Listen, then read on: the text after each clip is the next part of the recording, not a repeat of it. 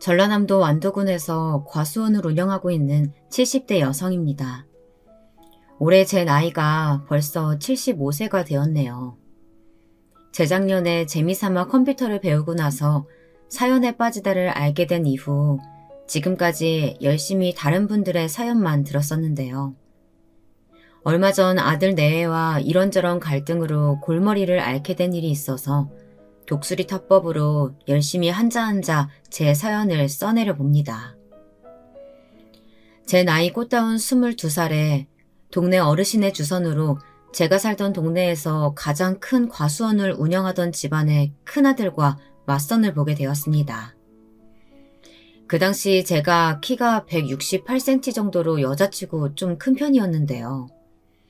저와 맞선 봤던 남자가 저와 키가 비슷하거나 조금 더 큰 수준이더라고요.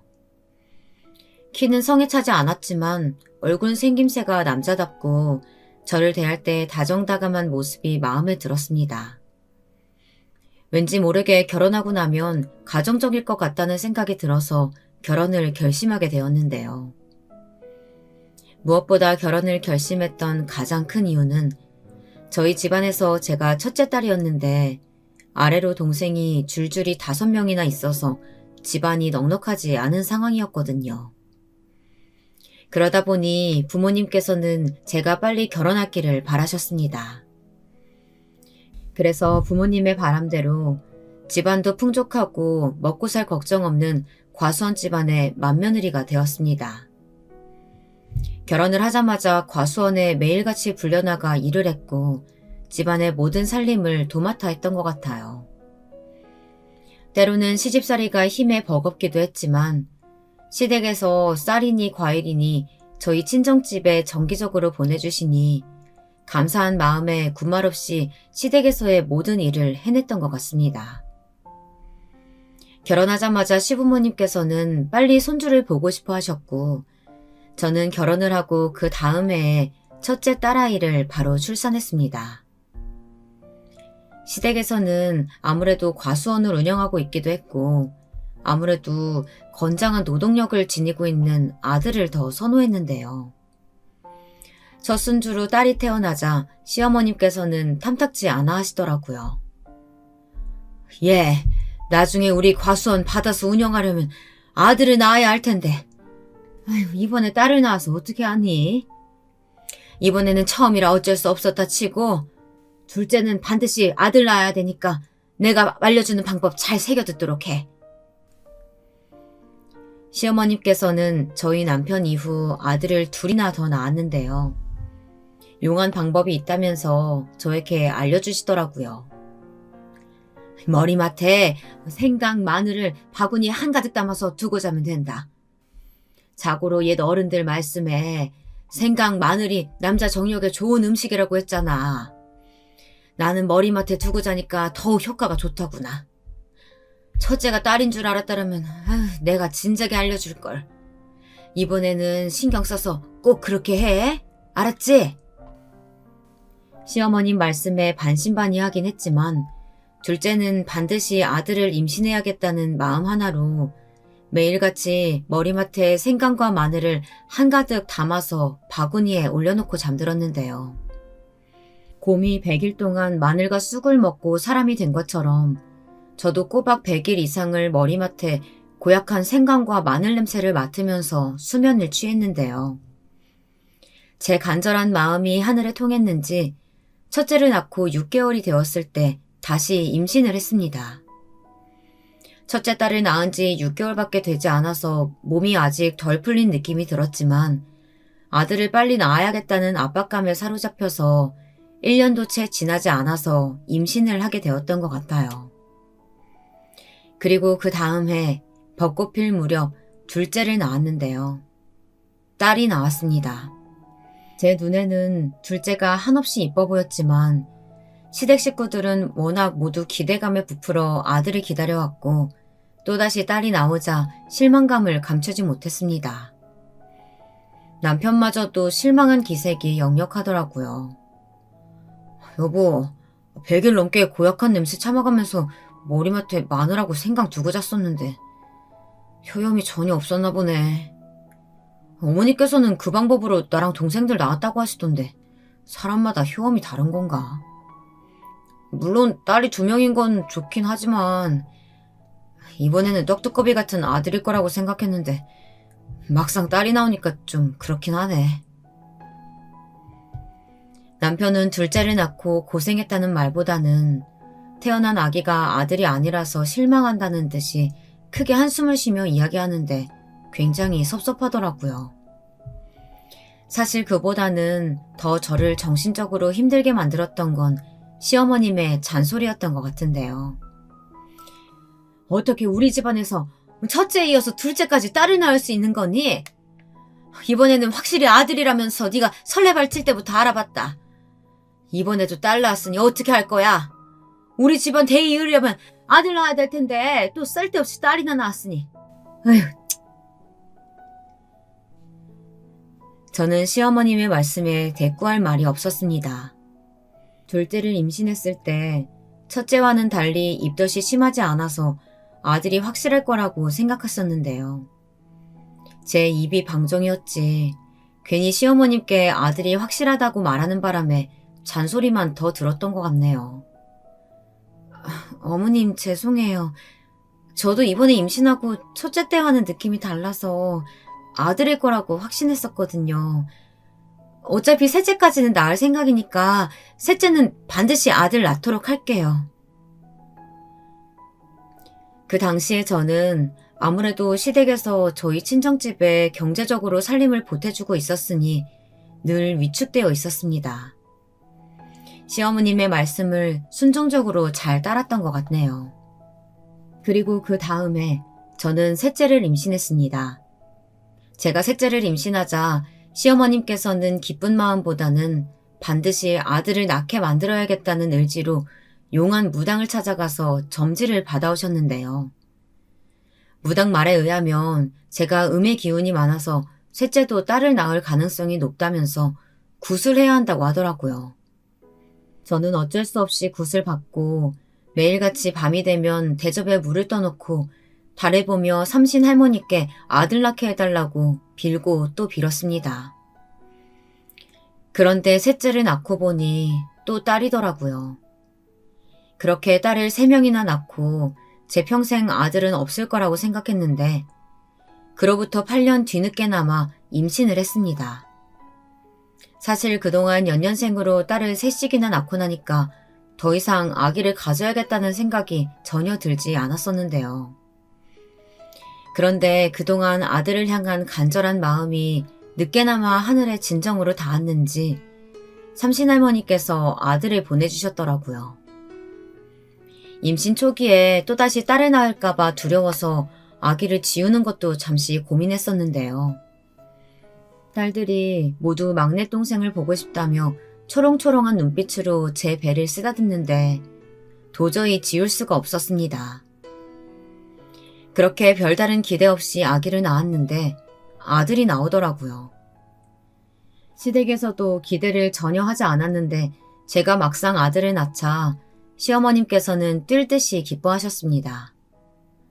봐봐라, 내가 뭐라고 했니? 8년 전에 했던 굿이 이제서야 진가를 발휘한 것 같네. 늦게나마 우리 집안 대이을 아들 낳아줘서 고맙다. 정말 고생 많았어. 여태까지 딸을 3명이나 낳고 온갖 눈치를 보며 고된 시집살이를 했었는데요. 시어머님 입을 통해서 그동안 고생 많았다는 이야기를 들으니 눈물이 앞을 가릴 정도로 흘러내리더라고요.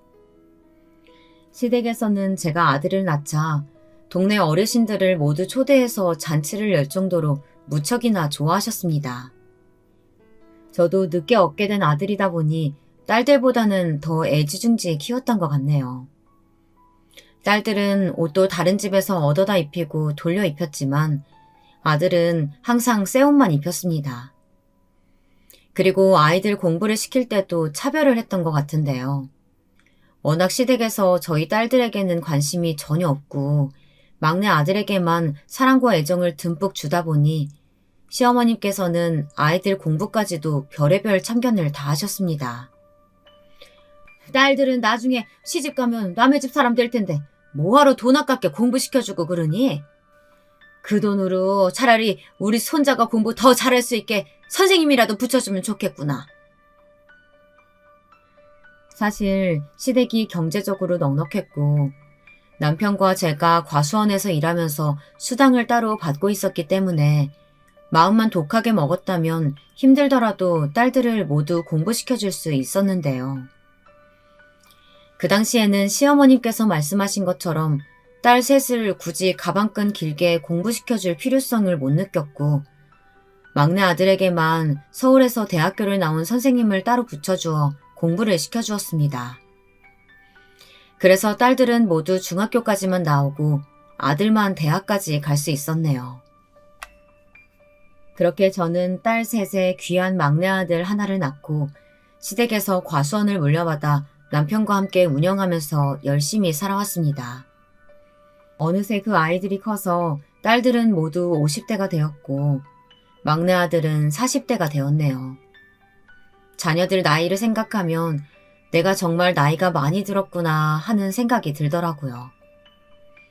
돌이켜보면 50년 넘는 세월 동안 남편과 쉴 틈 없이 과수원에서 일만 하면서 아이들 뒷바라지 하느라 정작 우리들 삶은 되돌아보지 못했던 것 같은데요. 주변 사람들은 70대가 되어서까지 과수원 일을 하고 있는 저희 부부를 바라보며 자식들 모두 결혼시키고 손주까지 보았는데 못하러 힘든 일을 도맡아 하고 있냐고 그러더라고요. 그런데 나이는 들었지만 여전히 마음만큼은 젊은 사람들 못지않게 팔팔했고 이 나이까지 일할 수 있음에 그저 감사하게 살아왔습니다. 그런데 3년 전쯤이었을까요? 남편이 사과 수확을 앞두고 과수원을 돌아다니며 직접 사다리에 올라가다가 그만 발을 헛디디는 바람에 크게 골절상을 당했습니다. 그게 계기가 되었는지 몰라도 그 이후 계속 병원을 다니다가 점차 치매 증상도 나타나면서 결국 지금은 요양병원에 입원을 하게 되었는데요. 남편과 수십 년을 함께 살면서 언젠가 둘 중에 한 사람이 아프게 되면 남은 한 사람이 끝까지 보살펴주자고 약속을 했었는데 남편에게는 미안하지만 제가 그 약속을 지키지 못했습니다. 아무래도 제 나이가 70이 넘고 몸이 성치 않다 보니 남편을 온전히 혼자서 보살피는 게 쉽지 않더라고요. 처음 남편이 골절상에 이어 치매 진단까지 받았을 때 자식들에게 이 모든 상황에 대해 알렸습니다. 그런데 아버지께서 치매 진단을 받았다고 하니 모두들 각자 다른 의견들을 내놓더라고요. 여기서 잠깐 저희 아들, 딸들에 대해 소개를 하자면요. 첫째 딸은 아무래도 맞이라서 그런지 어렸을 때부터 바쁜 엄마 아빠를 대신해서 동생들을 잘 돌봐주었습니다. 일찍이 철이 빨리 들어서 학교를 다니며 집안 살림을 도와주기도 하고 때로는 과수원 일까지 스스로 나서서 하며 엄마 아빠에게 큰 힘을 보태주었던 것 같네요. 원래는 첫째 딸이 가구 사업하는 사위를 따라 결혼을 하고 대구로 이사를 가서 살았었는데요. 저희 첫째 사위가 5년 전에 폐암 말기로 진단을 받아 항암 치료도 제대로 못하고 세상을 먼저 떠나버렸습니다. 그때 상심이 큰 첫째 딸이 엄마 아빠 곁에 있고 싶다면서 과수원 일을 도우며 완도로 내려와 함께 살고 싶다고 하더라고요. 손주들은 모두 성인이라 각자 살 궁리를 알아서 하고 있었기 때문에 첫째 딸도 마음 놓고 시골로 내려오겠다고 하는 것 같았습니다. 저도 자식들과 오래 떨어져 있어서 그런지 첫째 딸이라도 늦게나마 끼고 살고 싶더라고요. 그렇게 사위가 죽고 나서 첫째 딸은 시골로 바로 내려와서 저와 남편을 대신해 과수원을 주도적으로 맡아서 운영하다시피 했습니다. 나이가 들어서 그런가 모든 일을 도맡아 하는 게 힘에 많이 붙였었는데 첫째 딸 덕분에 몸도 마음도 편해졌던 것 같네요. 그 이후로 10아들 못지않게 자기 몫을 톡톡히 해내는 첫째 딸 덕분에 저희 부부는 심적으로 의지하며 지내왔습니다. 그리고 저희 둘째 딸에 대해서 이야기하자면요. 어려서부터 동네 어르신들이 여배우라고 할 정도로 예쁘게 태어났습니다. 저도 남편도 객관적으로 인물이 뛰어난 편은 아닌데 어디서 이런 딸이 태어났는지 좋은 유전자만 받고 태어난 것 같아요. 예전에 시어머님께서는 저희 둘째 딸을 보면서 언젠가 인물값 할 거라고 했는데요. 실제로 외모 때문인지 몰라도 서울 강남의 부잣집 아들에게 시집가서 사모님 소리를 들으며 잘 살고 있습니다. 제가 예전에 시댁에 시집와서 저희 친정집에 쌀이니 과일이니 보내줬던 것처럼 둘째 딸도 결혼하고 나서 저희 집에 값비싼 한우 고기와 건강식품들을 정기적으로 보내주고 있네요. 멀리 떨어져 살다 보니 막내 아들과 더불어 자주 보지는 못하지만 매일같이 저에게 안부 전화를 해주는 다정다감한 딸이랍니다. 그리고 셋째 딸은 자식 중에 가장 아픈 손가락인 것 같아요. 태어났을 때부터 가족들에게 모두 환대를 받지 못했고 셋째 사위가 뱃일을 했는데 성격이 사나운 데다가 매일같이 술을 마셔댔답니다. 처음 셋째 사위가 저희 집에 인사를 왔을 때는 호탕하고 남자다워 보여서 결혼을 허락했었는데요.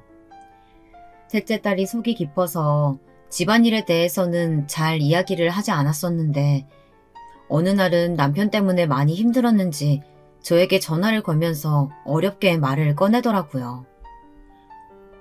엄마, 아버지랑 건강하게 잘 지내시죠?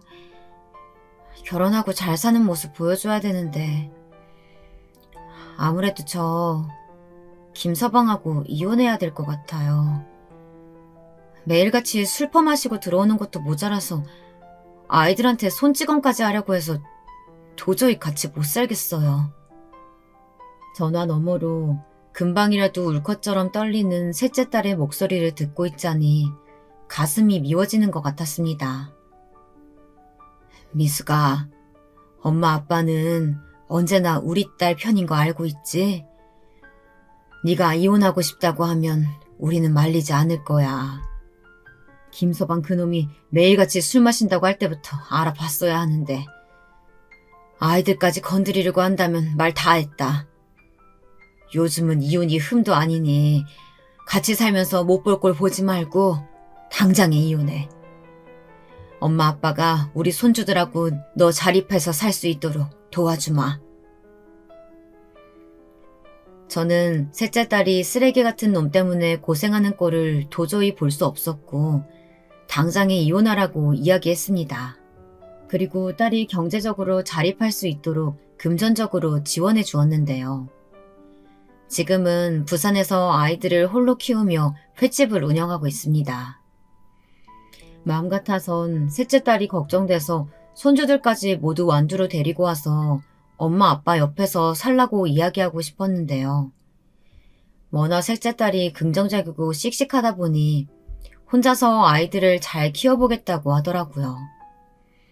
그래서 저희는 금전적으로 조금만 도움을 줬을 뿐이었는데 별안간 횟집을 내더니 열심히 장사를 해서 이제는 빌려준 돈까지 모두 다 갚았네요. 그리고 마지막으로 막내 아들은 자식들 중 가장 열심히 공부를 가르친 보람이 있게 의사 선생님이 되었습니다. 지금은 서울에 있는 대학병원에서 내과 교수님으로 근무하고 있는데요. 의사 아들 덕분에 저희 부부는 건강검진을 정기적으로 받을 수 있었고 사실 남편의 치매도 아들이 시켜준 건강검진 덕분에 빠르게 진단받을 수 있었네요. 어떨 때 보면 아들이 무뚝뚝한 것 같지만 내면은 여리고 아버지를 닮아 다정다감합니다. 특히 위로 누나가 셋이나 있어서 그런지 몰라도 나이 차이가 있다 보니 누나들 말을 잘 따르는 편이었는데요.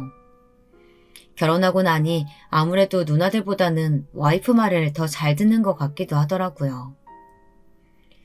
아들은 같은 대학병원에서 함께 일하던 간호사와 결혼을 했습니다. 며느리는 저희 아들과 결혼하자마자 남들의 시선을 의식해서 병원을 바로 그만두고 아이 둘을 낳고 전업주부가 되었고요. 며느리가 외동딸이긴 한데 사돈댁이 경제적으로 넉넉하지 않아서 저희 아들과 결혼했을 때 집부터 살림살이까지 모두 저희 집에서 장만해 주었네요. 문득 며느리가 저희 아들과 결혼한다고 처음 인사 왔을 때가 떠오르는데요. 보통 처음 시부모님을 만나 뵙는 자리면 긴장도 되고 떨릴 텐데 저희 며느리는 긴장되는 모습 전혀 없이 굉장히 당돌하더라고요. 만나서 반가워요. 우리 미식이한테 같은 병원에서 간호사로 일하고 있다고 들었어요. 미식이 아빠하고 나도 부부가 같은 일 하다 보니까 서로 이해해 줄 수 있고 참 좋더라고요. 그런 부분에 있어서 아가씨가 우리 미식이랑 같은 병원에서 비슷한 일을 한다는 건 참 좋은 것 같네요. 어머님, 저는 결혼하고 나면 아무래도 미식 씨가 의사라서 월급도 많고 굳이 저까지 일할 필요가 없을 것 같아서요. 병원 일은 그만두고 집에서 미식 씨 내조하면서 지내려고 해요. 며느리가 다짜고짜 결혼하면 일을 그만둔다고 말하니 어리둥절했는데요. 두 사람이 충분히 합의했다면 그럴 수도 있겠다 싶었습니다. 그런데 그 이후에 며느리가 하는 말이 저를 더 당황스럽게 만들더라고요. 그리고 나중에 예물이니 뭐니 결혼 준비하실 때 기대하실까봐 먼저 말씀드려요. 사실 제가 홀어머니 모시고 있는데 집안이 넉넉지가 않아서요. 간호사 일한 지 1년밖에 되지 않아서 모아둔 돈도 얼마 안 되고요. 결혼 자금이 거의 없는 상태입니다. 미식 씨는 상관없다고 하던데 아버님 어머님께서도 괜찮으시죠? 그나저나 미식 씨가 부모님께서 과수원을 하신다고 해서 그냥 그러려니 했는데 실제로 와서 보니 규모가 꽤 커서 놀랐어요. 우리 미식 씨가 의사인 것도 모자라서 부잣집 아들이었네요. 며느리는 첫 만남에 결혼 자금이 없다면서 선전포고를 했는데요. 남녀가 사랑해서 결혼을 하는데 돈이 그렇게 중요하겠냐마는 며느리 태도가 너무 당당하고 뻔뻔해서 속물 같아 보이더라고요. 사실 결혼은 집안 대 집안이라고 집안을 봐야 한다고 했었는데 저희 아들 대비 여러 가지 면에서 며느리가 부족해 보이는 것 같아서 마음에 썩 들지는 않았습니다. 그래도 아들이 좋다고 데려온 여자이니 그거 하나만 보고 결혼시켰던 것 같네요. 그리고 지금은 아들이 돈을 꽤 많이 벌어오는지 오래전에 아들네 집에 놀러 갔더니 가정부를 부리며 편하게 생활하고 있더라고요. 며느리는 정말 저희 아들과 결혼하고 나서 신분 상승을 한 것처럼 삶이 180도 바뀐 것 같네요. 그런데 저희 며느리는 시댁에 먼저 전화 한 통 하지 않고 어쩌다 시부모님이 전화라도 하더라도 퉁명스럽게 전화를 받는 스타일이라서 한마디로 표현하면 싹수가 없는 편입니다. 요즘 젊은 며느리들 워낙 시자 들어간 음식조차 손도 안 댈 정도로 싫어한다고 해서 저도 좋은 게 좋은 거라고 저희 아들과 둘이 잘 살고 있는 모습만 바라보고 만족해하고 있네요. 그리고 무엇보다 제가 시어머님께 워낙 시집살이로 힘든 결혼 생활을 보내서 그런지 하나밖에 없는 며느리에게는 시집살이를 대물림하고 싶지 않았습니다. 아무튼 아들, 딸들에게 남편이 골절상에다가 치매까지 진단받았다고 이야기하자 첫째 딸은 저희 부부와 함께 살고 있다 보니 처음에는 본인이 직접 집에서 아버지를 돌보겠다고 하더라고요. 엄마, 제가 집에서 같이 살고 있는데 뭐가 걱정이에요. 지금은 아버지께서 치매가 심하지 않은 수준이니까 저랑 엄마랑 해서 둘이 아버지 돌보기에 충분하지 않을까 싶어요. 괜히 요양병원으로 아버지 모셨다가 낯선 사람들하고 생활하면서 아무래도 주변 환경이 불편하다 보니 치매가 더 심해지지 않을까 싶어서요. 더불어 셋째 딸도 남편을 집에서 돌보자고 이야기하더라고요. 엄마, 제가 횟집 운영하면서 아이들 돌보느라 바쁘긴 하지만 틈나는 대로 완도로 가서 아버지 돌보는 거 도와드릴게요. 서울에 거주하고 있는 언니랑 미식이보다는 부산에 살고 있는 제가 완도까지 왔다 갔다 하는 게 조금 더 나을 테니까 엄마랑 미선 언니가 아버지 돌보다가 힘에 부치면 그때마다 제가 가서 도울게요. 사실 셋째 딸이 태어났을 때 시댁과 더불어 저희 부부 모두 아들을 손꼽아 기다렸던 터라 처음에는 많은 관심과 애정을 주지 못했는데요. 아이들이 성장함에 따라 셋째 딸이 워낙 애교가 많아서 그런지 저희 남편이 딸 중에는 셋째 딸을 가장 아끼고 많이 사랑해 주었던 것 같습니다. 그러다 보니 셋째 딸이 아버지에 대한 생각의 깊이가 남다른 것 같더라고요.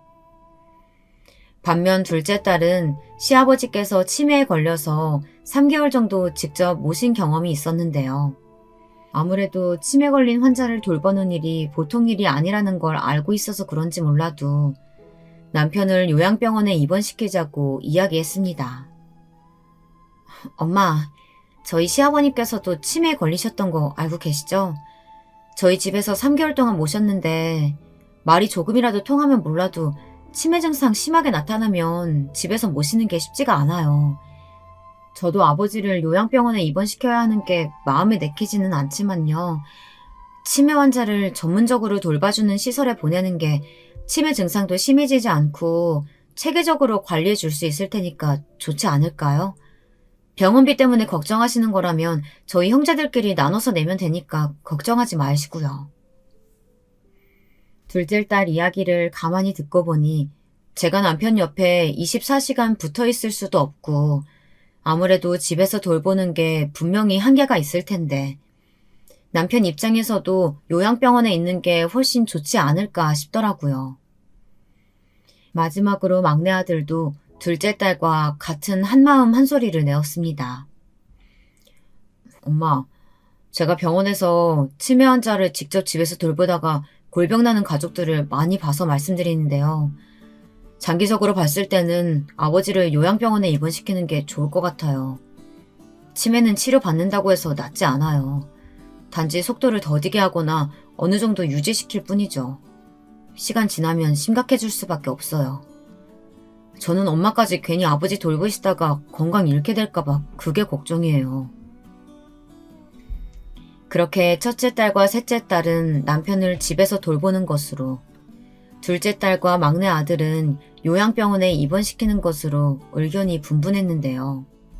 저는 아무래도 막내 아들이 의사이다 보니 전문가 소견으로 이야기하는 방향에 좀 더 믿음과 신뢰가 가긴 하더라고요. 그리고 첫째 딸과 셋째 딸이 아무리 옆에서 도와준다고 하더라도 과수원을 운영하면서 치매 걸린 남편을 돌보는 건 불가능하게 느껴졌습니다. 그래서 남편이 섭섭할 수는 있겠지만 가족 모두를 위해 요양병원에 입원하는 것으로 결정을 내렸네요. 반평생을 남편과 떨어지지 않고 붙어만 살다가 남편이 막상 요양병원에 들어가고 나니 마음이 괜히 심란하고 적적하더라고요. 한동안 쓸쓸한 마음을 없애려고 과수원 일에 더욱 매달렸는데요.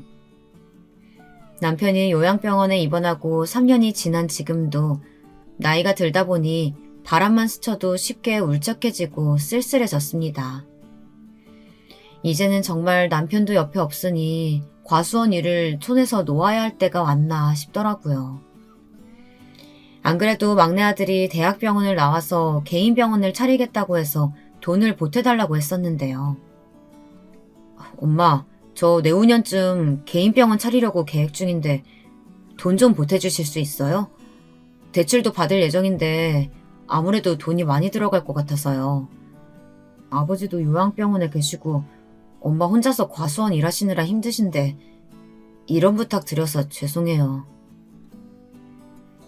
막내 아들이 개인 병원을 해보겠다고 제 눈치를 보며 정중하게 부탁을 하는데 그냥 무시할 수가 없겠더라고요. 개인 병원을 차리게 되면 돈이 한두 푼 드는 게 아니라고 들었는데 과수원과 집을 몽땅 팔아서 저 혼자 살 집을 마련하고 남은 돈으로 아들이 개원하는 데 돈을 보태줄까 그런 생각도 들었습니다. 막내 아들을 계속 생각하다 보니 어린 손주 녀석들이 문득 보고 싶더라고요.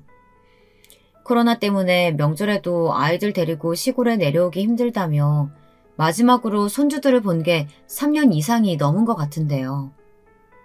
손주들이 얼마나 컸을지 궁금해서 며느리에게 영상통화를 걸었습니다. 정말 오랜만에 전화를 걸었던 건데 며느리가 전화를 받지 않더라고요. 바빠서 그러려니 하고 다음 날에도 다시 영상통화를 걸었는데 받지 않았습니다. 그렇게 몇 날 며칠을 전화해도 받지 않았고 점차 화가 나기 시작했습니다. 아무리 바빠도 부재중 통화에 시어머니라고 떴을 텐데 저를 무시하는 것도 아니고 대놓고 전화를 받지 않으니 화가 치밀어 오르더라고요. 그래서 결국 아들에게 전화를 걸었습니다. 사실 아들은 병원 일로 많이 바쁠 테니 연락할 일이 생기면 아무리 급한 일이라도 대부분 문자를 보냈지 전화는 거의 걸지 않았었는데요. 제가 불현듯 전화를 거니 아들이 깜짝 놀라서 전화를 받더라고요. 엄마, 이 시간에 전화를 다 하시고 무슨 일이세요? 어디 편찮으신 건 아니죠? 아니면 아버지께 무슨 일 생겼어요? 그런 건 아니고 그냥 우리 손주들이 보고 싶어서 며칠 전부터 며느리한테 계속 영상통화 걸었는데 안 받길래 너네 집에 무슨 일 생겼나 싶어서 전화해봤다. 별일 없는 게지? 애들 엄마가 얼마 전에 친구들하고 해외여행을 갔어요. 애들은 장모님께 맡기고 한국에 없어서 전화 못 받았나 봐요. 오늘 저녁에 입국한다고 했으니까 이제 전화통화 될 거예요. 생각해보니까 엄마가 코로나 때문에 애들 못 본 지도 꽤 오래되긴 했네요. 그래서 말이다. 엄마가 요즘 많이 적적해서 바람 쐴 겸 과수원은 딸한테 잠시 맡기고 너네 집에 가서 우리 이쁜 강아지들 보려고 하는데 괜찮겠니? 다음 주 평일에 한번 올라갈게. 그래요. 저는 엄마 오시면 좋죠. 오랜만에 집밥 좀 해주세요. 제가 애들 엄마한테 미리 말해놓을 테니까 며칠간 우리 집에 머무르시면서 애들도 실컷 보시고 푹 쉬다가 내려가세요. 처음부터 아들한테 전화할 걸 괜히 며느리한테 여러 번 전화만 걸었다가 안 받아서 기분만 상했네요. 그런데 웃긴 건 그날 저녁이 되어도 그 다음 날이 되어도 며느리한테 전화 한 통이 없더라고요. 분명 한국에 돌아와서 부재중 통화에 시어머니가 여러 번 전화했던 내역이 있었을 텐데 말이에요. 괜히 그런 생각을 하면 며느리가 괘씸하게 느껴져서 또다시 화만 차오르더라고요.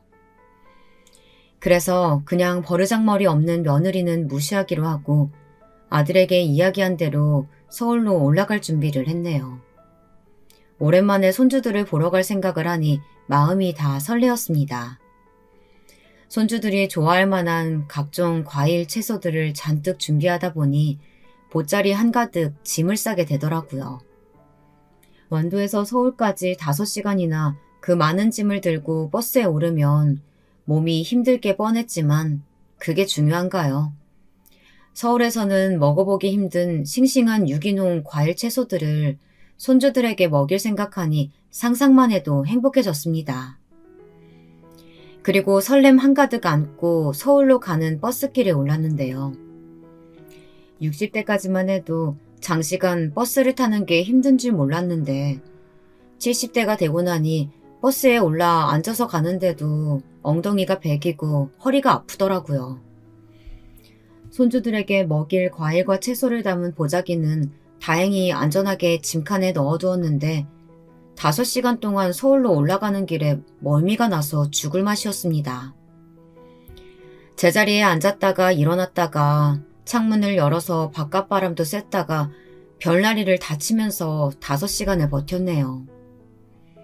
서울 고속터미널에 도착했는데 도저히 아들 집까지 무거운 보자기 짐까지 들고 지하철 버스를 못 타겠더라고요. 사실 마음속으로는 며느리가 집에서 살림을 하는 것도 아니고 놀기나 하면서 시어머님이 서울로 올라오면 몇 시에 도착하는지 미리 확인을 하고 차를 끌고 모시러 와야 하지 않았나 싶었습니다. 그런데 그런 생각을 하면 무슨 소용이 있나요? 우리 귀하신 며느님은 시어머님이 서울로 올라오는 것보다는 더 중요한 일이 있는지 이렇게 끝까지 연락 한번 없나 보다 생각하고 마음 편하게 택시를 타고 아들네 집으로 향했습니다.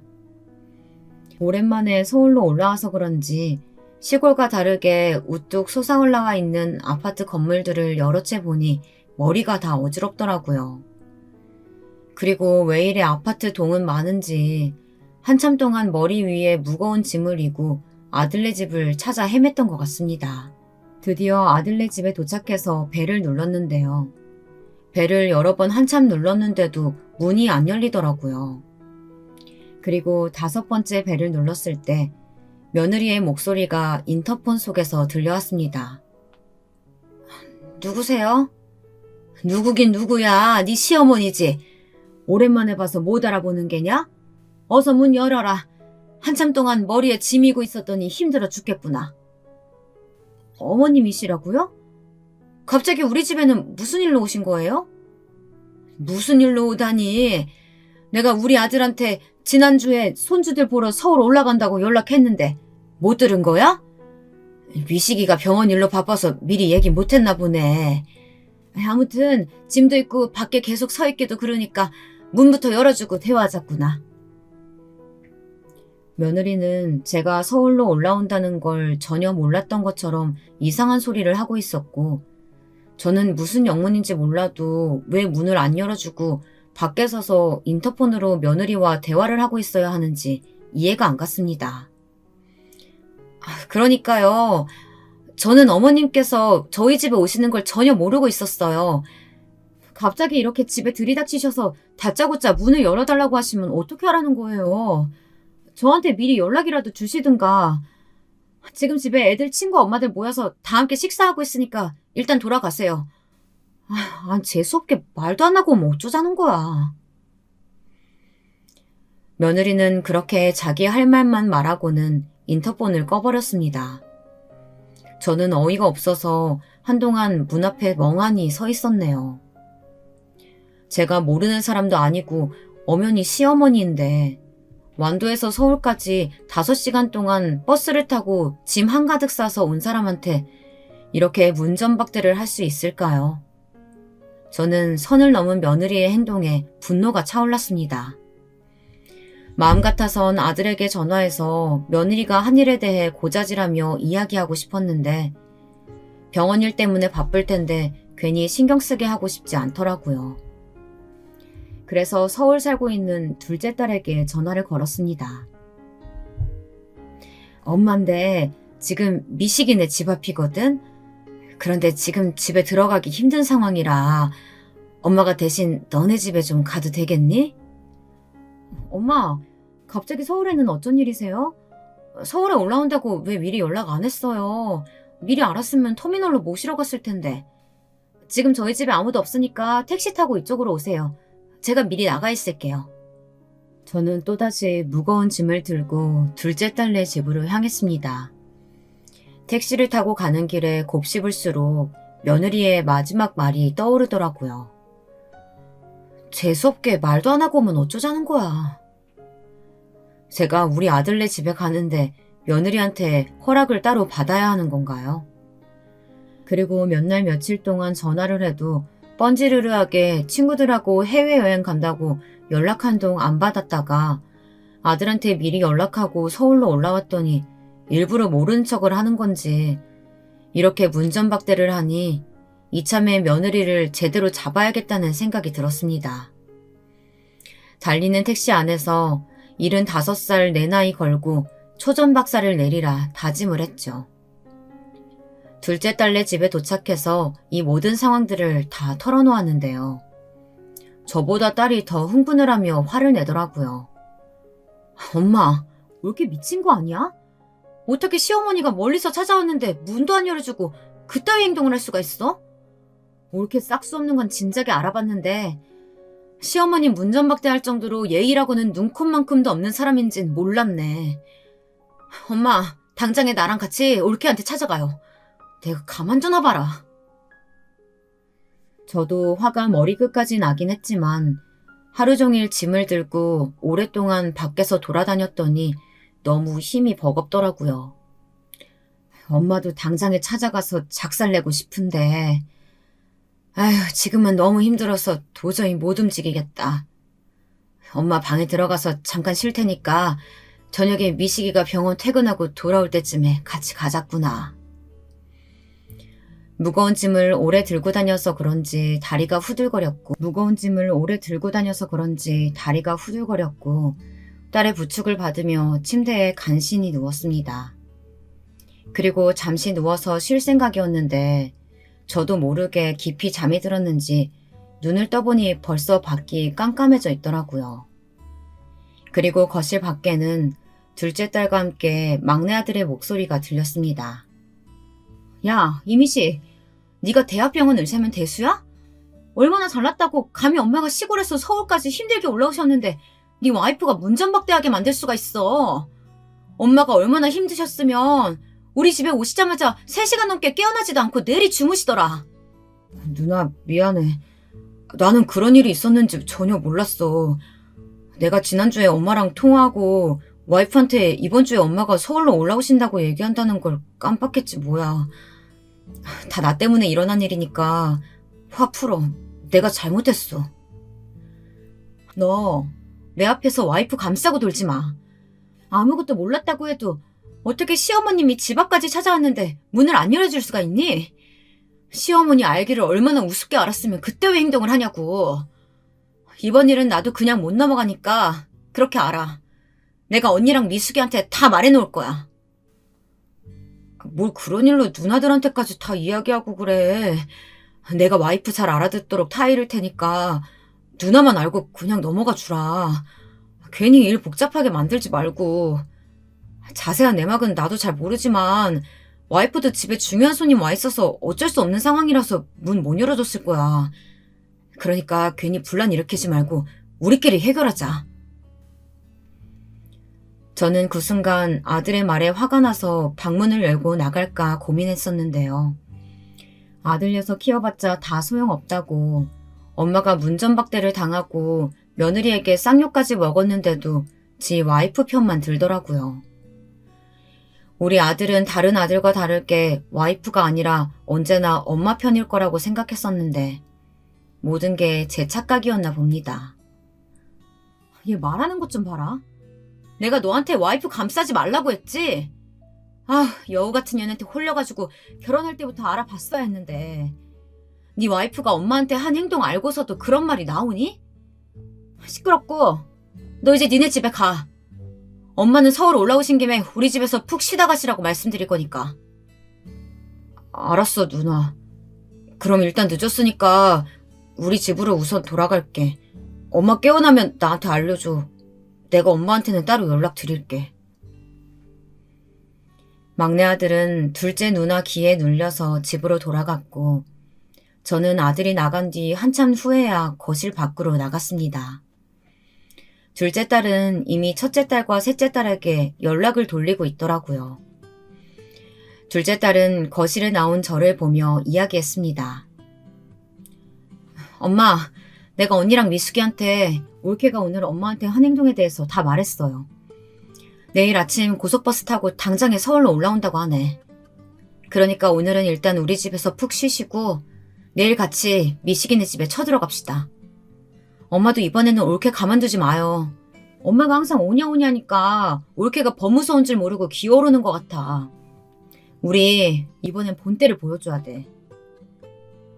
곰곰이 생각해보면 제가 그동안 며느리를 저처럼 시집살이 안 시킨다고 편하게 대해준다고 했던 게 화가 돼서 이런 사태를 만든 것 같기도 하더라고요. 그래서 이번만큼은 둘째 딸이 말한 대로 본때를 보여주자는 마음이 들었습니다.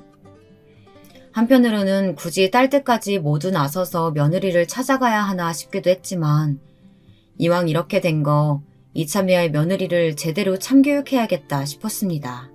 그 다음 날이 되자 첫째 딸과 셋째 딸까지 모두 서울로 올라왔습니다.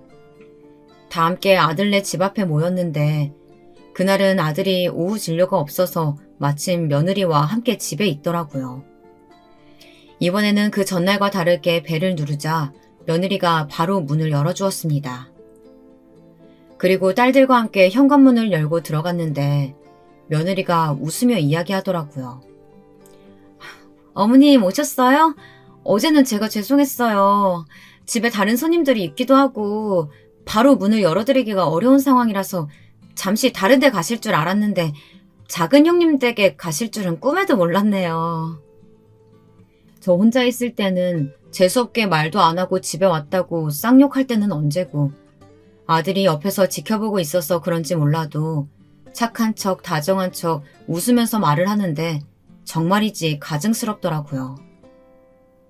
어제는 나한테 재수없다고 화내면서 돌아가라고 할 땐 언제고 지금은 태도를 바꿔서 죄송하다고 하니까 내가 어느 장단에 맞춰야 될지 모르겠구나. 세상에 어떤 며느리가 제정신이 아니고서야 저 멀리 시골에서 짐까지 들고 온 시어머니한테 그렇게 문전박대를 할 수 있는 거니? 어머님, 제가 언제 그렇게 말했다고 그러세요? 아우, 생사람 잡으시네. 어머님도 아버님처럼 치매 오신 거 아니에요? 이왕 서울 올라오신 김에 애들 아빠 대학병원 가서 건강검진 좀 받고 가세요. 정말 치매 오신 거면 아버님 계신 요양병원에 빨리 들어가셔야 할 텐데. 이렇게 혼자 멀리까지 혼자서 왔다 갔다 하시다가 길 잃으시면 어떻게 하시려고 그래요? 저는 또다시 선을 넘는 며느리의 발언에 도저히 참지 못하고 막말을 퍼부었습니다. 그래, 너 말 한 번 잘했다. 가만 보니까 내가 치매 걸려서 빨리 요양병원에 가기를 바라는 사람처럼 말하는구나. 내가 그동안 너 이뻐서 아무 말 안 하고 가만히 있었던 걸로 착각하는 모양인데 우리 아들이 중간에서 힘들어할까봐 그냥 네 하는 짓거리 지켜보고 있었던 거다. 그런데 어디 감히 시어머니 무서운 줄 모르고 나대고 있어. 제가 소리를 지르자 제 딴엔 기분이 나빴는지 며느리 표정이 일그러지더니 저를 째려보며 대꾸했습니다. 노인네가 진짜 노망났나. 시골에서 조용히 살고 있을 것이지 여기가 어디라고 찾아와요. 딸이 셋이나 있으면 딸들한테나 빌부터 살아요. 아들네 집에 와서 며느리한테 이러지 말고 이 노인네야. 저는 며느리의 한술 덧든 막말에 머리가 어지러웠습니다. 아무리 개차반이라고 해도 시어머니한테 이렇게까지 막말을 퍼붓는 며느리가 다 있을까요? 그런데 그때 셋째 딸이 더 이상 가만히 못 있겠다 싶었는지 부엌으로 달려가서 컵 한가득 물을 받아오더니 며느리 얼굴에 뿌리면서 말하더라고요. 그동안 올케라고 대우해줬더니 눈에 보이는 게 없는 모양이지? 당장 우리 엄마한테 사과하지 못해? 이미지, 너도 네 와이프 하는 꼴 좀 봐. 시댁을 얼마나 우습게 봤으면 시어머님한테 노인네라고 할 수가 있니? 그런데 그때 아들 녀석이 자기 와이프라고 며느리를 또다시 감싸돌며 말하더라고요. 누나 그만해. 왜 다들 우리 집에 쳐들어와서 이 난리야. 하도 큰 소리 내서 옆집에까지 다 들리겠어요. 나 대학병원 교수인 거 이 아파트 사람들 다 알고 있는데 내 얼굴에 먹칠하는 것도 아니고. 다들 무슨 말하는지 알았으니까 어서 돌아가세요. 그리고 엄마한테도 너무 죄송하지만 오늘 이야기해봤자 서로 감정말 상할 테니까 누나들하고 같이 돌아가 주세요. 저는 아들의 말을 듣고 충격에 휩싸였습니다. 엄마 집밥을 먹고 싶다고 해서 손주들 것과 같이 바리바리 반찬을 싸들고 완도에서 서울까지 힘들게 올라왔건만 누나들하고 같이 저한테 돌아가라고 하니 어이가 없었네요. 아들 하나 의사 만들겠다고 누나들은 중학교까지만 공부시켜주고 모든 돈을 투자해서 공부시켜놨더니 대학병원 교수라고 콧대만 높아져서 엄마는 안중에도 없더라고요. 저는 며느리가 저한테 막말을 한 것보다도 아들이 저를 하대하는 것 같아서 기분이 더 나빴고 믿었던 아들에게 배신을 당한 것 같았습니다. 저뿐만 아니라 딸 셋 모두 막내 아들이 하는 말을 듣고 화가 치밀어 오른 것 같더라고요. 그리고 그때 첫째 딸이 막내 아들에게 다가가 뺨을 치켜올리며 한마디 했습니다. 네가 대학병원 교수 되더니 배때기가 불렀구나. 대학병원 교수고 의사면 가족들 무시해도 되는 거니? 너까지 거 밖에서는 얼마나 대단한 사람인지 모르겠지만 가족들 도움 없었다면 네가 그 자리까지 올라갈 수 있었을 거라고 생각해? 아들은 첫째 딸에게 한 대 맞고 한 소리 들으니 그제야 잘못한 걸 깨달았는지 고개를 숙이고 아무 말도 못하더라고요.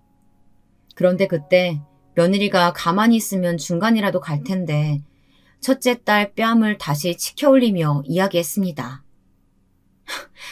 저도 그동안 형님이라고 깍듯하게 돼 있는데 안 되겠네요. 말씀하신 것처럼 우리 남편 밖에서는 정말 대단하고 존경받는 사람이에요. 그런데 이런 쓰레기 같은 집안에서 태어나서 친누나한테 뺨이나 맞으면서 개차반 취급이나 받고 있으니 정말 안타깝네요. 다들 그만하시고 얼른 우리 집에서 나가세요. 저는 며느리의 행태를 더 이상 두고 볼 수 없었고 무언가 결단을 내려야만 했습니다. 그리고 집안의 어른으로서 이 상황을 정리해야겠다 생각이 들더라고요. 오늘 이렇게 다 같이 모인 김에 이야기해야겠구나. 이제 엄마는 올해까지만 과수원 운영하고 그만두려고 한다. 과수원 180평, 집 42평 다 팔아서 엄마 살 집만 조그맣게 구하고 편하게 쉬려고 해. 너희 아빠랑 내가 언제까지 살지는 모르겠지만 살아생전 재산을 미리 너네 앞으로 분할해 놓을 테니까 그렇게 알고. 갑자기 과수원 운영을 그만두고 재산 분할을 한다고 하니까 모두들 놀란 눈치더라고요. 그리고 저는 연이어 이야기했습니다. 엄마 아빠 죽고 나면 모든 재산을 미식이 제외한 딸 셋한테 똑같이 분할할 예정이다. 다들 엄마 결정에 토달지 말고 앞으로 미식이 내외는 엄마 죽을 때까지 안 볼 거니까 이 자리에서 마지막 인사하자꾸나.